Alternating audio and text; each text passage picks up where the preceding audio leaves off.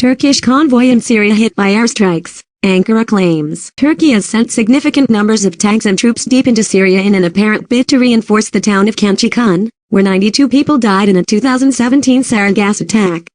One of the war's most infamous atrocities. Columns of Turkish forces, amounting to Ankara's largest incursion into Syria of the 8-year conflict, crossed the southern border into Idlib province early on Monday, accompanied by Arab proxy forces. Their advance was slowed by regime airstrikes that stopped them reaching the town in southern Idlib, where a battle continues to rage between anti-Assad groups and forces fighting on behalf of the Syrian leader. Ankara decried the airstrikes, and claimed its convoy was traveling towards outposts already established in the region under an agreement with Russia.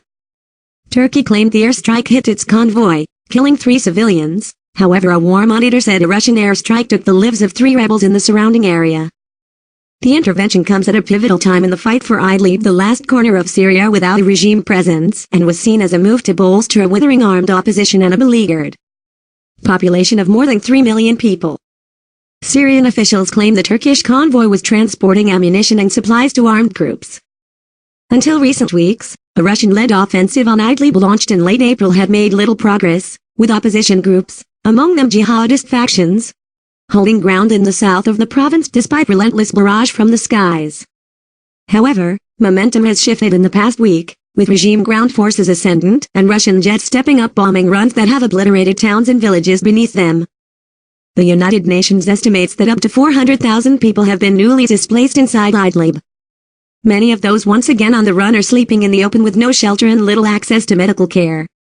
Hospitals and health clinics have been systematically targeted by airstrikes, severely limiting access to life-sustaining aid. At least 881 civilians and more than 2,000 combatants have been killed on the insurgent side in the past 4 months, while at least 1,400 pro-Assad troops are also thought to have been killed.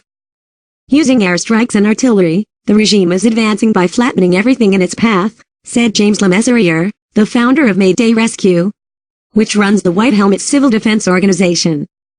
The towns and villages that it is proclaiming to have liberated are empty of all civilians who fled ahead of the fighting, with what possessions they can carry. Close to 500,000 people have been displaced in this current round of fighting. There are increasingly fewer places that they can escape to. Idlib has become the last redoubt of those who rose up against the Syrian dictator during the Arab revolts of 2011. As Syria's towns and cities have been pummeled and the regime heavily backed by Iran and Russia has clawed back early losses, displaced populations from all corners of the country have ended up in the northwest province. Among them are large numbers of extremists who established a foothold in Idlib in mid-2012, and with whom rebel groups and proxies backed by neighboring states earlier in the conflict have been forced to coexist.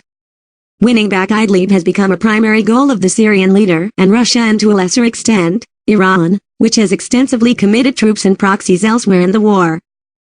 Both sides have saved the central government from battlefield defeat. The Russian President, Vladimir Putin, on Monday reaffirmed his support for the Idlib campaign during a meeting with Emmanuel Macron in Paris. The French leader, meanwhile, urged for a recent ceasefire to once again be respected. Turkey's intervention adds a new dimension to an already intractable conflict, and one of the world's gravest humanitarian crises, which shows little sign of ending. While no longer robustly supporting the anti-Assad opposition, and now framing its involvement in Syria through its own interests, Ankara has insisted that it would not let the province fall militarily. To do so, would inevitably send tens of thousands of refugees towards its borders, at a time when Turkish authorities have been rounding up and deporting Syrian citizens in Istanbul and cities closer to the border.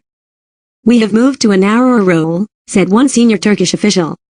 "We have our own interests in the outcome, which we will continue to shape." Khan Sheikhun has become a focal point of the fight for Idlib because of its position on a main highway linking Idlib city with Hama to the south. In April 2017, a sarin attack struck the center of the town, killing 92 and maiming more than 200 people. The Organization for the Prevention of Chemical Weapons (OPC) and an investigation blamed a Syrian regime jet for the strike. Donald Trump ordered the bombing of the base that the jet took off from in retaliation. "At least they only dropped one bomb on us then," said Mbruk Falla, who fled Khan Sheikhun with his family as fighting escalated last week. "Now it is just raining bombs, never ending. Everything is targeted, even the ants. And they wonder why we resist? And they wonder why we don't discriminate about who fights for us. The world has looked away, and we must survive whatever it takes."